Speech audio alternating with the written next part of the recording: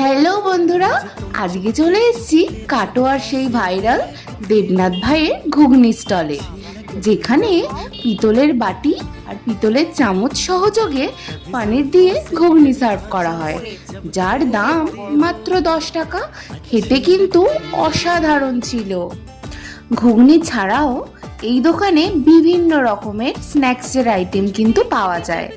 তার মধ্যে আমি নিয়েছিলাম একটা চিকেন স্প্রিং রোল, একটা বাগদা চিংড়ির চপ, একটা গোটা চিংড়ি কিন্তু এই চপের মধ্যে থাকে। আর এই চপগুলোর টেস্ট ছিল কিন্তু অসাধারণ। সবে তখন ঘড়িতে 4:30, তখন থেকেই দোকানের সামনে ভিড় উপচে পড়ার মতো। এখানে আরও দুটো ভেজিটেবল চপ নিয়ে এসছে।